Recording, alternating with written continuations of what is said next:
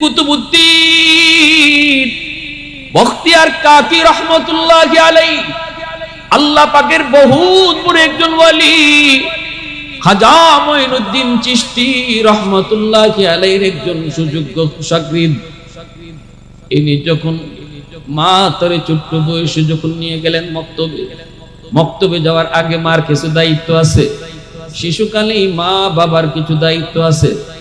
মক্তবে যাওয়ার বয়স হওয়ার আগেই মা তারে কলিমা শিখাও, মা তারে ঘুমের দোয়া শিখাও, খাওয়ানোর দোয়া শিখাও, ডান হাতে খাইতে হয় তারে বোঝাও। দস্তরখানা নিয়ে বাচ্চার সামনে তুমি খাও, বাচ্চাটা কইব আম্মু ডান হাতে খাইলে কি হয়, বিসমিল্লাহ বললে কি হয়, আপনি বলেন আল্লাহ খুশি হয়। অবুঝ বাচ্চারা কইব আম্মু আল্লাহ খুশি হইলে কি হয়। বাচ্চারা বেশি বেশি প্রশ্ন করে, আপনি কইবেন জান্নাত পাওয়া যায়। অবুঝ বাচ্চারা কইব আম্মু জান্নাত কারে কয়, জান্নাত কারে কয়। আপনি কইবেন মরণের পরে চিরস্থায়ী শান্তির জায়গা। এই যে এক কথায় জান্নাতের পরিচয় কলিজায় সন্তানের ঢুকায়া দিয়েছেন, এই লেখাটা এই জান্নাতের পরিচয়টা তার কলিজার মধ্যে পাথরে খোদাই করে লিখে দেওয়া হয়। মরণের আগ পর্যন্ত জান্নাত নাম ভুলবে না, আল্লাহর নাম কলিজা থেকে ভুলবে না, মুছে যাবে না। কারণ শিশুদের দিল দিমাগ হলো কাদামাটির মতো, কাদামাটির মধ্যে যা খুশি তা লেখা যায়। মাটি শক্ত হয়ে গেলে লিখতে চাইলেও লেখা যায় না। এজন্য শিশুকালে বাচ্চাকে যা বোঝানো হয়, শেখানো হয়, দেখানো হয়, এই বুঝটা তার মেমোরিতে মরণ পর্যন্ত রেকর্ড হয়ে থাকে, এটা কখনো ভুলে না। এজন্য সন্তানকে শিশুকালে সালাম শিখাও, সন্তানকে শিশুকালে কালেমা শিখাও, এটা হলো বাপ মার দায়িত্ব। ঘুমের সময় ঘুমের দোয়া শিখাও। আজকাল আমাদের মা বোনেরা কেমনে ঘুমের দোয়া শিখাইব? ঘুমের সময় তো মায়ও মোবাইল টিপে, বাপেও মোবাইল টিপে। আমাদেরকে আমাদের মা আমাদের বাবা ঘুমের সময় কালেমা শিখাইছেন, আমাদেরকে আমাদের বাপ মা ঘুমের সময় তাকে ঘুমের দোয়া শিখাইছেন। খালি আমি না, আপনাদেরকেও, ঠিক না? কিন্তু যুগ কেমন হয়ে গেল, চেঞ্জ হয়ে গেল। অবুঝ বাচ্চারা ঘুমাইতে যাবে, মা একদিকে মোবাইল টিপে, বাবা আর একদিকে মোবাইল টিপে। বাচ্চা দোয়া শিখবে কার কাছ থেকে, সালাম শিখবে কার কাছ থেকে? এখনো আমার মনে পড়ে, আমার বয়স যখন মাত্র 8 থেকে 9 বছর, এত বুঝিও না। আমার আব্বা একজন জেনারেল শিক্ষিত মানুষ, সরকারি চাকরিজীবী, বর্তমানে রিটায়ার্ড। আমার আম্মা দুনিয়াতে নেই। আমাদের ফ্যামিলির সবাই জেনারেল শিক্ষিত। ভাই বর্তমানে রানিং একান্ত সচিব, আইন উপদেষ্টা। আমার ভাই এরপরে ভাইটা আবার আমেরিকাতে ঢাকা ইউনিভার্সিটি থেকে মাস্টার্স কমপ্লিট করে ফ্যামিলি সহ আমেরিকায়। চাচারা সবাই জেনারেল শিক্ষিত, আমার আব্বাও জেনারেল শিক্ষিত। কিন্তু আলেমদেরকে দিল থেকে ভালোবাসেন, মহব্বত করেন। এজন্য যার কলিজার ভিতরে উলামায়ে কেরামের প্রতি মহব্বত থাকবো, আল্লাহ তার আওলাদ থেকে কাউকে না কাউকে আলেম বানাইব। কলিজার ভিতরে মাদ্রাসার প্রতি ভালোবাসা, মহব্বত, উলামায়ে কেরামের প্রতি দরদ, যেই মা যেই বাবার কলিজার ভিতরে তাকবীর যুবক, আল্লাহ তার সন্তানকে হাফেজ বানাইব, আলেম বানাইব। আমার আব্বার পাশেই বসা আব্বার একজন বন্ধু, আমি ছোট মানুষ, এই রুম থেকে ওই রুমে যায় ঢুকছি, আব্বার কাছে এসে ঘেঁষাঘেঁষি করতেছি। আব্বা আমারে বলতেছেন বাবা সালাম শিখাইলাম, সালাম দিলা না কেন? আমি সাথে সাথে শরম পেয়ে গেছি। শরম পেয়ে বলতেছি আসসালামু আলাইকুম ওয়া রাহমাতুল্লাহ। আঙ্কেল, তো আমার আঙ্কেল যিনি বসা ছিল, ইনি মুস্কি হাসি দিয়ে কইতেছে ওয়া আলাইকুম আসসালাম ওয়া রাহমাতুল্লাহ, মাথায় হাত দিয়ে কইতেছে বাবা বেঁচে থাকো। কিন্তু আমার আব্বার মন খারাপ। আব্বা বলতেছেন বাবা তোমার এই সালামটা আমি নিব না,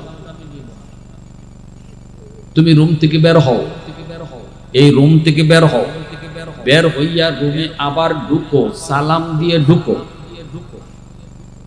রুম থেকে বের করতে বলতেছে আর সালাম দিয়ে ঢুকতে বলতেছে। আমার আঙ্কেল বলতেছে ভাই বাদ দেন, ছোট মানুষ বুঝে না, ভুল করে ফেলছে, শুধরাইছে তো, সালাম তো দিয়ে দিছে। আব্বা তখন বলতেছেন না ভাই সালামটা যদি এখন নেই তাহলে সারা জীবন মনে থাকবে না। আর যদি রুম থেকে বের করি সালাম দেওয়ায় আবার রুমে ঢুকাই, সারা জীবন নিয়াত থাকবে। ওই যে আমার বাবা ওই দিন আমাকে রুম থেকে বের করেছিলেন আর আমি আবার সালাম দিয়ে রুমে ঢুকছিলাম, যার কারণে আজকে 35 বছর পরেও সেই সালামের কথা ইয়াদ আছে। বাবা হওয়া সহজ, আদর্শ বাবা হওয়া কঠিন। মা হওয়া সহজ, আদর্শ মা হওয়া কঠিন। ঠিক কিনা? জোরে বলো।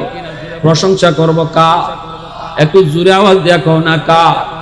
ওয়াহদাত কি হিফাজত নেহি বেকুওয়াত বাজু, ওয়াহদাত কি হিফাজত নেহি বেকুওয়াত বাজু, आती नहीं कुछ कमी है अक्ल खुदा दाद, आती नहीं कुछ कमी है अक्ल खुदा दाद। ऐ मर्द खुदा तुझको कुव्वत नहीं हासिल, जा बैठ किसी गार में अल्लाह का करिया, ये सच है कि बातिल की तरफदार नहीं हम, गद्दार न समझो हमें गद्दार नहीं हम, गद्दार न समझो हमें गद्दार नहीं हम। मुसलमाনের আওয়াজ এখন আল্লাহু আকবার, আরো জোরে বলি আল্লাহু আকবার। আমার পায়রা বন্ধুরা, এজন্যই বলতেছিলাম শিশুকালটা মার কাছে থাকে। মার এখানে কিছু শেখানোর বিষয় আছে, বাবারও শিশুকালে বাচ্চাকে কিছু শেখানোর বিষয় আছে। এরপরে তারে মক্তবে দাও, এরপরে তারে মাদ্রাসায় দাও, নুরানি বিভাগে দাও। মক্তবে পড়াইলেই বাপমার দায়িত্ব আদায় হবে না। বাপমার দায়িত্ব যদি আদায় করতে হয় 5টা বৎসর তারে নুরানি মাদ্রাসায় পড়াও, 5টা বৎসরে তার কলিজায় আল্লাহর পরিচয় ঢুকাও, 5 বৎসরে তার কলিজায় নবীর পরিচয় ঢুকাও, 5 বৎসরে তারে মুসলমানের সন্তান বানাও। ডাক্তার পরে বানাও, আগে মুসলমানের বাচ্চা বানাও। ঠিক কিনা? জোরা কও। ইঞ্জিনিয়ার পরে বানাও, আগে মুসলমানের বাচ্চা বানাও। কারণ আমার সন্তানের বড় পরিচয় ডাক্তার নয়, সন্তানের বড় পরিচয় হলো সে মুসলমানের সন্তান। এজন্য মুসলমানি সবার আগে শিখাইতে হবে। আর মুসলমানি শেখানোর জন্য উলামায়ে কেরাম নুরানি বিভাগটাতে 5টা বছর স্কুলের সমমানের অঙ্ক ইংরেজি রাখছেন। আপনাদের বাচ্চাদের দিকে খেয়াল কইরা যদি আপনি হাই স্কুলে পড়াইতে চান, 5 বছর যদি মাদ্রাসায় পড়ান, এরপরে হাই স্কুলে ভর্তি করতে পারবেন, কোনো অসুবিধা হবে না। স্কুলের অঙ্ক ইংরেজি তারে মাদ্রাসায় পড়ানো হয়েছে, হাই স্কুলে ভর্তি হতে পারবে অনায়াসে, কোনো অসুবিধা হবে না। এই 5 বছরে আল্লাহর পরিচয় কলিজায় নিয়ে যদি সে হাই স্কুলে যায়, কখনো আল্লাহর বিরুদ্ধে কথা বলবে না। আদর্শ বাবা হও, খালি বাবা না। আদর্শ মা হও, খালি মা না। আদর্শ বাবা হও, আদর্শ সন্তান আল্লাহ তোমাকে দান করবে। আদর্শ বাবা হও, আদর্শ সন্তান আল্লাহ তোমাকে দান করবে। নবীর দরজা বন্ধ হয়েছে, কিন্তু আব্দুল কাদের জিলানী আসার দরজা আল্লাহ বন্ধ করে নাই। নবীর দরজা বন্ধ হয়েছে, মঈনুদ্দিন চিশতি আসার দরজা আল্লাহ বন্ধ করে নাই। রাসূল আসার দরজা বন্ধ, আহমদ শফি আসার দরজা আল্লাহ বন্ধ করে নাই। আদর্শ মা হও, আদর্শ বাবা হও। আজও আল্লাহ তোমার গর্ভ থেকে জিলানীর জন্ম দিবে। আদর্শ বাবা হও, আল্লাহ তোমার গর্ভ থেকে আজও আদর্শ মঈনুদ্দিন চিশতির মতো সন্তান জন্ম দিবে। ঠিক কিনা? জোরে বলো, আরো জোরে বলো ঠিক কিনা?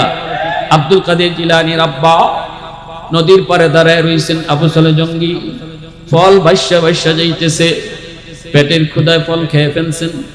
এইবার চিন্তায় পড়ে গেলেন, হায় আমি কার গাছের ফল খাইলাম, পেটের ক্ষুধায় খেয়ে ফেলেছি।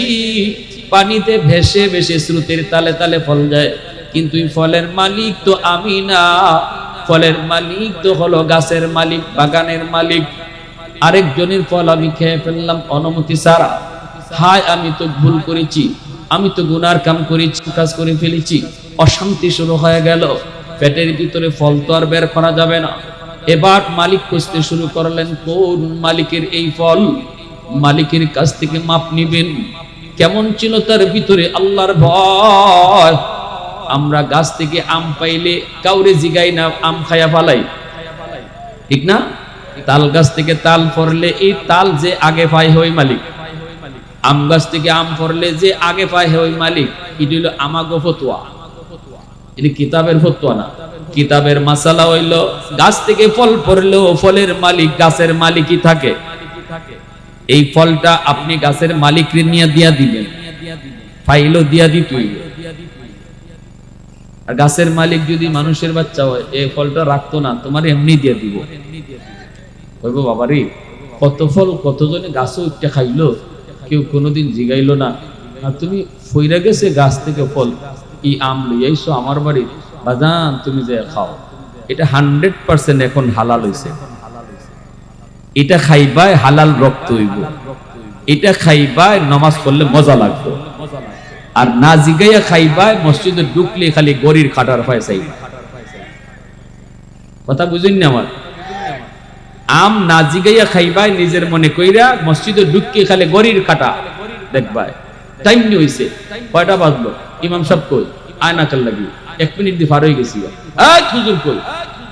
যে আমরা বাংলাদেশে খুব ভালো চলে, কিন্তু আমরা সৌদি গেলাম, মক্কা মদিনা দেখলাম, কোন মসজিদের ক্যালেন্ডারে নামাজের টাইম নেই। জামাত কয়টায় খারাপে কোনো টাইম নেই। টাইম আছে আজানের টাইম, জোহরের আজান 12:30টায়, আসরের আজান 3টায়, মাগরিব 9টায়। আজানের টাইম আছে, কিন্তু জামাত কয়টায় দাঁড়াবে টাইম নেই। ঘটনা কি? এটা আমার নবীর যুগ থেকে চলে আসছে। এর অর্থ কি? আমি জিজ্ঞেস করেছি ঘটনা কি, নামাজ কয়টায় খারাপ হবে? তখন সাধারণ একজন সৌদি মুসল্লি আমারে কয়, নামাজ কয়টায় খারাপ হবে এটা জানি না, তোমার কি না? তুমি জানবা আজান কখন হবে, আজান হলেই তুমি মসজিদে আসবা। জামাত তো খারাপ হবে যখন ইমাম আসবে তখন। চিন্তা করছেন? ইমাম যখন আসবে তখন জামাত। এটা 5 মিনিট পরেও হইতে পারে, আজানের 10 মিনিট পরেও হইতে পারে, 20 মিনিট পরেও হইতে পারে, কোনো আওয়াজ চলে না। এটা আমার রাসূলের যুগ থেকে এই সুন্নত মক্কা মদিনা জারি। আর আমাদের দেশে হইলে উপায় আছে? আমরা গরির কাটা ধরে ঘর থেকে বের করি যে 1:30টায় নামাজ, আমার বাসা থেকে মসজিদে যাইতে লাগে 2 মিনিট, তে আমি 1:30টার 2 মিনিট আগে ঘর থেকে বাইরে গিয়া যদি দেখি 1:30টা পার হইয়া 31 বাজে গেছে, ইমাম সাহেব নাই, ইমাম সাহেবের চাকরি বাতিল। ওইলনি কাম কেন? মসজিদের ভিতরে আপনার এত অশান্তি লাগে কেন? অশান্তি লাগবে কেন? একটু খুঁজে দেখো জীবনে কয়জনের গাছের আম খাইছো না জীবনে? কি ভাই কষ্ট পাইতেছেন? হ্যাঁ, পিছনের জীবনে ইতিহাস খুঁজে দেখো কয়জনের গাছের আম না জিগে খাইছো। এজন্যই অশান্তি লাগে।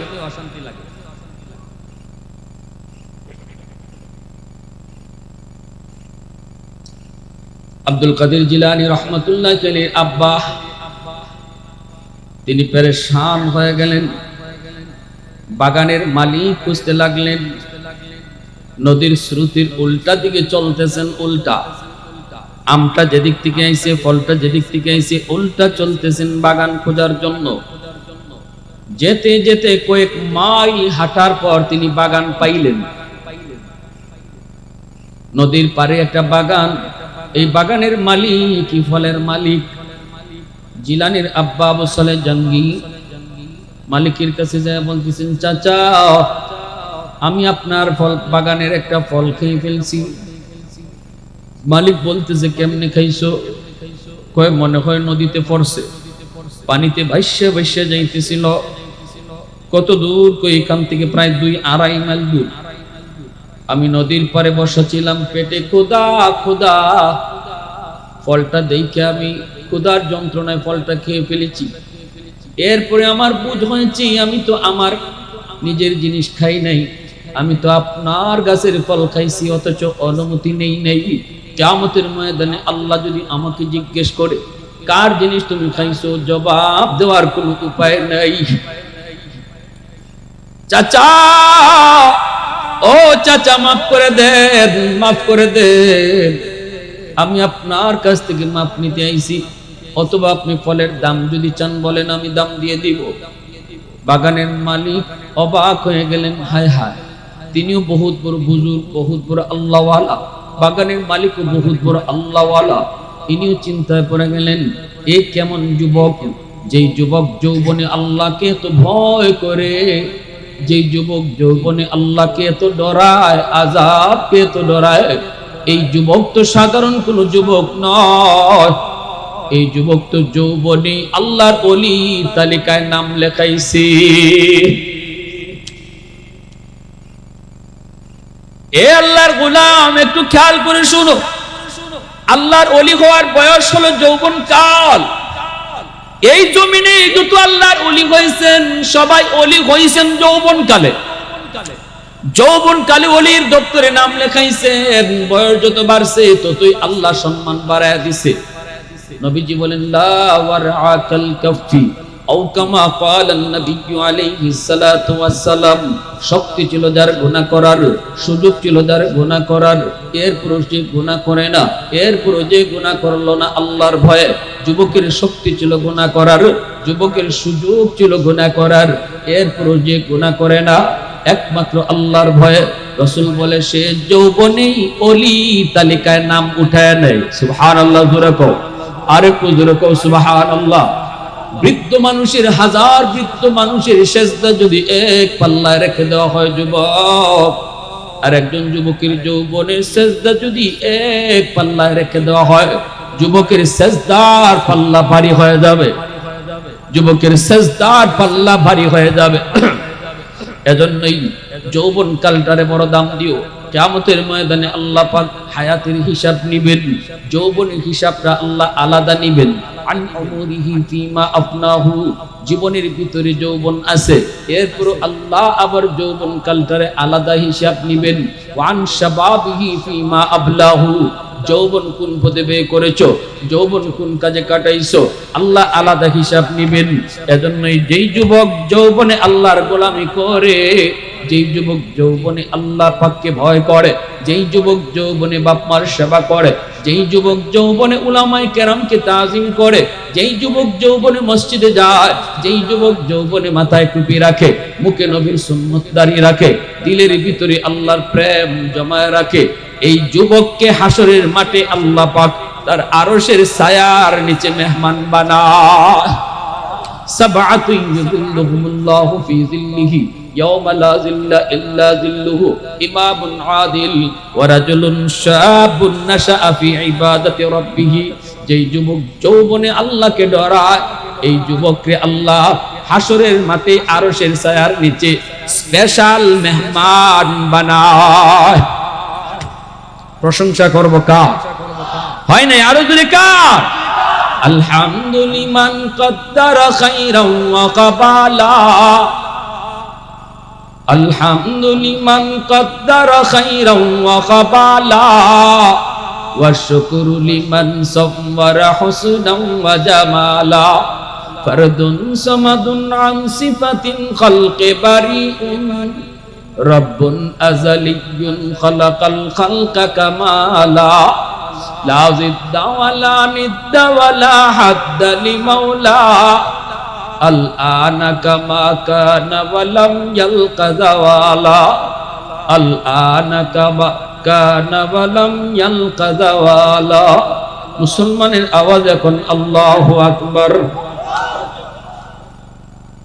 জিলানীর আব্বা আবু সুলেমান যৌবনকালী তিনি যখন চলে গেলেন মালিকের কাছে, বাগানের মালিক বুঝে গেছে এ তো সাধারণ কোন যুবক নয়, এই যুবক তো যৌবনী আল্লাহর ওলি।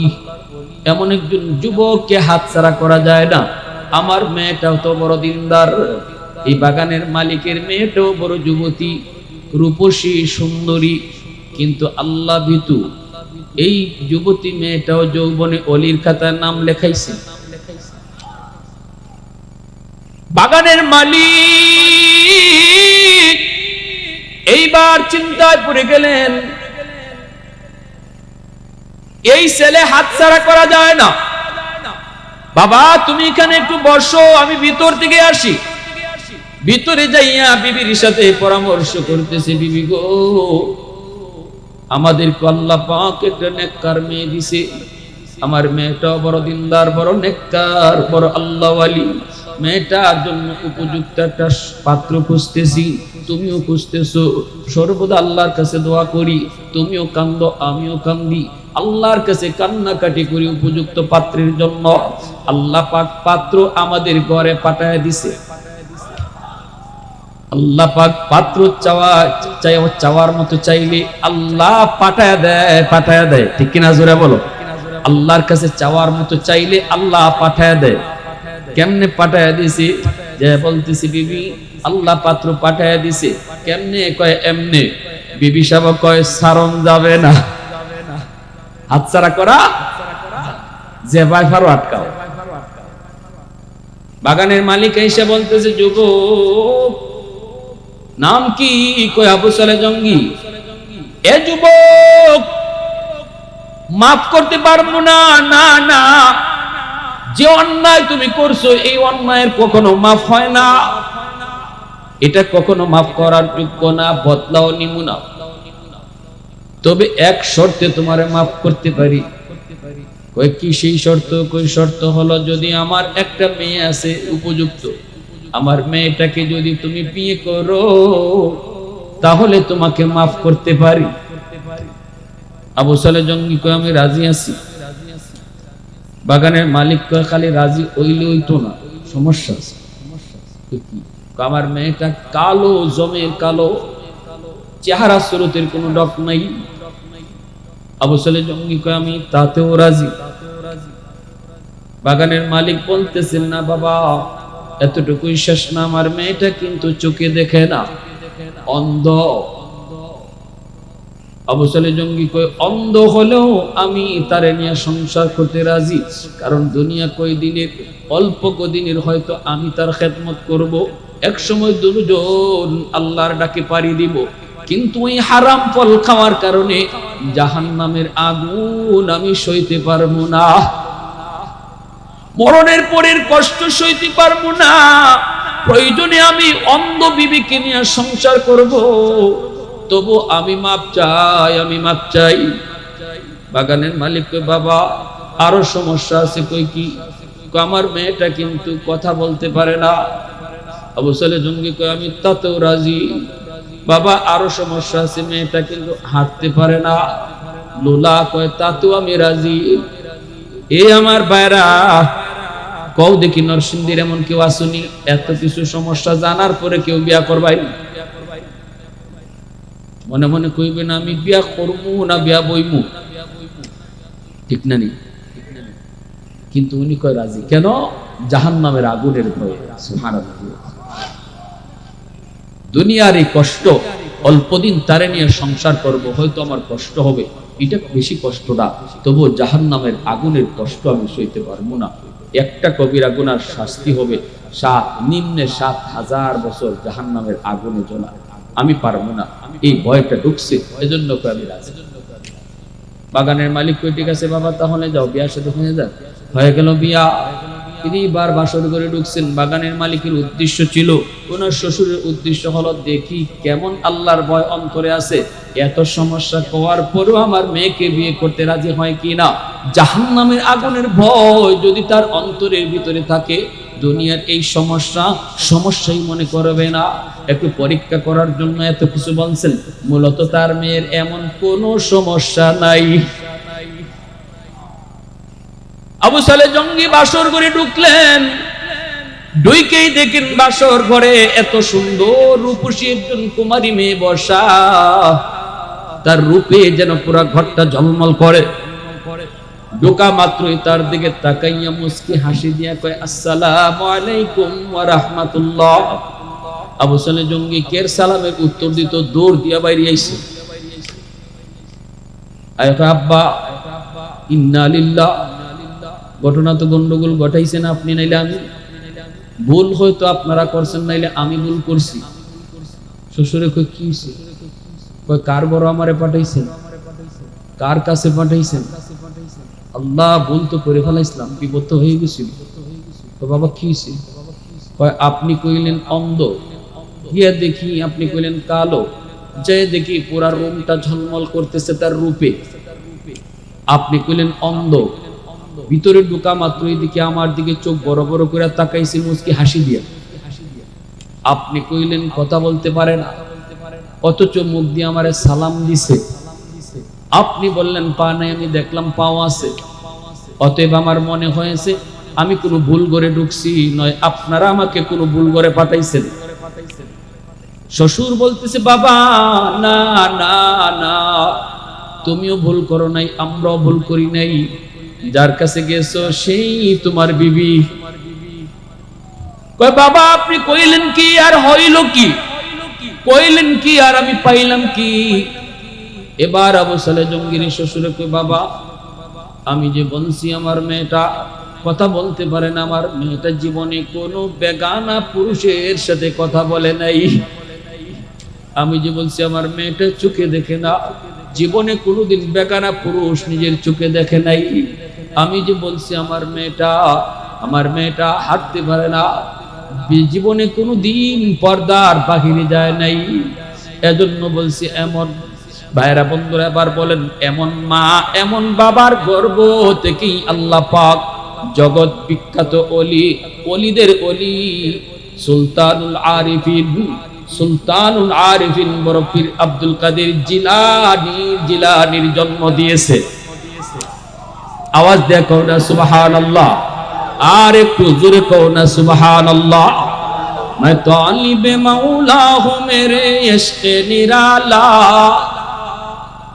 मैं तालिब मौला हूँ मेरे इश्क़ निराला, है जुमला जहाँ जिनके तजल्ली से उजाला, है जुमला जहाँ जिनके तजल्ली से उजाला, मदरुद जहाँ गैर खुदा यार नदारन, যদি আদে খুদাহি চিদিগর কার নাদারিন। মোহব্বতের আওয়াজে কও আল্লাহু আকবার। আমার ভাইয়েরা বন্ধুরা এবার একটু মন দিয়ে শুনুন। এজন্য বলতেছিলাম আদর্শ সন্তান পেতে হলে আদর্শ মা হওয়া লাগবে, আদর্শ সন্তান পেতে হলে আদর্শ বাবা হওয়া লাগবে। আদর্শ মা যদি পেতে হয় তাহলে মেয়েটাকে আদর্শ পড়ালেখা করাইতে হবে। আদর্শ পড়ালেখা হলো আমার নবীর আদর্শ, ঠিক কিনা জোরে বলো। যেই পড়ালেখার ভিতরে আমার আল্লাহর পরিচয় নাই, যেই পড়ার মধ্যে আমার আল্লাহর নাম নাই, এই পড়ালেখাই হতে পারে না, এটা আদর্শের কোনো পড়ালেখাই হতে পারে না। আল্লাহর পরিচয় আল্লাহর নাম যেই পড়ার ভিতরে নাই, এর দ্বারা আদর্শ তৈরি হয় না। এজন্যই তো আমার নবী রহমতের নবী যখন হেরা গুহার মধ্যে নবী মগ্ন, জিব্রাইল আমিন আয়েশা বলেন নবী গো আপনি পড়েন, ইকরা আপনি পড়েন। নবী কয় আমি পড়া জানি না। জিব্রাইল আবার কয় ইকরা, নবী কয় আমি পড়া জানি না। জিব্রাইল আবার কয় আপনি পড়েন, নবী কয় পড়া জানি না। কেন নবী তিনবার বলছেন আমি পড়া জানি না? নবী বুঝাইতে চাইছেন জিব্রাইল পড়ব তো পড়ব, কার নামে পড়ব? আমার রবের নাম ছাড়া কোনো পড়া আমি পড়তে রাজি না। যখনই জিব্রাইল কয় ইকরা বিসমি রাব্বিকাল্লাযী খালাক, পড়েন আপনি আপনার রবের নামে, সাথে সাথে আমার আপনার নবী পড়া শুরু করে দিয়েছেন। আগডুম বাগডুম গোরাডুম সাজে শিখায়া কি হইতো? ব্যাঙ্গের পাল সাইকেল দৌড়ানি শিখায়া কি হইতো? সন্তানরে সর্বপ্রথম আগডুম বাগডুম না শিখায় আল্লাহর পরিচয় শিখাও, আমার নবীর পরিচয় শিখাও। ব্যাঙ্গের পাল না শিখায় নামাজ শিখাও, সাইকেল দৌড়ানি না শিখাইয়া তারে কালেমায়ে তাইয়্যিবা শিখাও, আত্তাহিয়াতু শিখাও, রোজা শিখাও, ঠিক কি না? জোরে বলেন। এজন্য আমরা উলামায়ে কেরাম মাদ্রাসার নুরানি বিভাগে স্কুলের সমমানের অঙ্ক ইংরেজি সিলেবাসে ঢুকাইছি, শুধু আপনাদের কথা চিন্তা কইরা। শিশু বাচ্চাটারে আপনি মাদ্রাসায় দেন। মুসলমানের বাচ্চার পড়ালেখা শুরু হবে আল্লাহর নাম লইয়া, মুসলমানের বাচ্চার পড়ালেখা শুরু হবে আল্লাহর পরিচয় দিয়া, মুসলমানের সন্তানের পড়ালেখা শুরু হবে আখিরাতের পরিচয় নিয়া। এ জীবন জীবন নয়, মরণের পরের জীবনটাই আসল জীবন। এই থিওরি তার কলিজায় থাকবে। যদি ডাক্তার হয় আদর্শ ডাক্তার হবে, ইঞ্জিনিয়ার যদি হয় আদর্শ ইঞ্জিনিয়ার হবে। কারণ দিলের ভিতরে আল্লাহর ভয় শিশুকালেই বাপ মায় ঢুকাইয়া দিছে। 1 বছর 2 বছর না, 5 বছর মাদ্রাসায় পড়ায়। খালি মক্তবে পড়াইয়া এই জিম্মাদারি আদায় হয় না। মক্তবে 1 ঘন্টা পড়াইলে পরে বাপ মার জিম্মাদারি আদায় হবে না, সন্তান মুসলমানি শিখবে না। লিখে দিলাম হয় না এটা। 1 ঘন্টা মক্তবের হুজুরে পড়াইলেন, পড়া দিবেন কখন, নিবেন কখন? একজন হুজুর 200 ছাত্র, এই 200 ছাত্ররে ফরা দেওয়া বাদ, খালি এই 200 জনে মারামারি কিলাকিলি ঘুষাঘুষি যে বক্তব্য করে, এই বিচার করতেই তো 1 ঘন্টা যায়। ফরা কোন সময়? অনেক মারা আছে, ছোট বাচ্চা ডিস্টার্ব করে, এটারে বক্তব্য পাঠাই দেয়, যা জ্বালানি জ্বালাগে হুজুর। মা এই বাচ্চার কারণে রানতে পারে না, রান্না বান্নার ডিস্টার্ব হয়, তো হুজুরকে জ্বালা। হুজুর তো এই জ্বালা নিয়ে আছে, হুজুর ভরাইব কখন নিকট। এজন্য বলি ভাই, গোড়ায় গন্ডগোল। আমরা গন্ডগোল লাগাইছি কোনানো, আর ওষুধ দেই কোথায়? আগুন লাগছে শেরপুর, পানি দেই ফরিদপুর, ওই বইটা গন্ডগোল লাগাই রাখছি। আমি গরম শিশুকালে আমার বাচ্চারে আমি উল্টা পাল্টা চালাইছি, আমি আল্লাহর মর্জি মতো চালাই নাই। সন্তান যে আমার কাছে আল্লাহর পক্ষ থেকে আমানত, এই জিনিসটা ভুলে গেছি। আমি আমার মর্জি মতো সন্তানকে চালাইছি। অনেক বাবা আছে ছোট মেয়েটারে হাফ প্যান্ট পরাইয়া গোড়ায়, গেঞ্জি পরাইয়া গোড়ায়। আমি কইলাম ভাই আপনি নামাজ কালাম করেন, মেয়েটারে এই বাইনে বাইরেছে। আমি বলি যে বাপে আর যে মায় অবুঝ বাচ্চারে কয় বুঝে না, রসুল বলছেন এই বাপ মায় বুঝে না, বাচ্চায় ঠিকই বুঝে। এজন্য আল্লাহ রসুল বলছে দুধের বাচ্চার সামনে ও স্বামী স্ত্রীর গোপন সম্পর্ক যেটা, এটা নিষেধ করেছেন রসুল। কেন? দুধের বাচ্চা বুঝে না, অসুবিধা কি? আল্লাহ রসুল বুঝাই গেছেন বুঝে। দুধের বাচ্চায়ও যা দেখতেছে, কথা বলতে পারে না, কিন্তু চোখ দিয়ে যেটা দেখবে এটা ভিডিও আকারে তার মেমোরিতে রেকর্ড হয়ে থাকবে, এই সিনারিটা রেকর্ড হয়ে থাকবে। আর এই সন্তান বেহায়া বানানোর জন্য আমি মা দায়ী, বাবা দায়ী। তার হায়া শরম নষ্ট করার জন্য আমি বাপ দায়ী, মা দায়ী। আমি যে ছেলেটারে নিয়ে মেয়েটারে নিয়ে টেলিভিশন নাচ দেখতেছি, এই নাচ দেখতেছি, আমি মনে করতেছি দুধের বাচ্চা বুঝে না, দুধের বাচ্চা বুঝে না, দুধের বাচ্চা। এই নাচ দেখানোর যে চিত্রটা, এটা তার মেমোরিতে রেকর্ড হইতেছে, তার হায়া নষ্ট হইতেছে। সে তো এইভাবে আসে নাই, সে তো এরকম বেহায়া হয়ে আসে নাই, সে তো আব্দুল কাদের জিলানির মতো হায়া শরম নিয়ে দুনিয়া আসছে, সে মঈনুদ্দিন চিশতির মতো হায়া শরম নিয়ে দুনিয়াতে আসছে। আমার রাসূল বলছেন কুল্লু মাউলুদিন ইউলাদু আলাল ফিতরা, ফিতরতের উপরেই সমস্ত সন্তান দুনিয়া আসে। আমি মার ভুল সিদ্ধান্ত, আমি বাবার ভুল সিদ্ধান্তের কারণে আমার সন্তানের ভবিষ্যৎ অন্ধকার হয়েছে।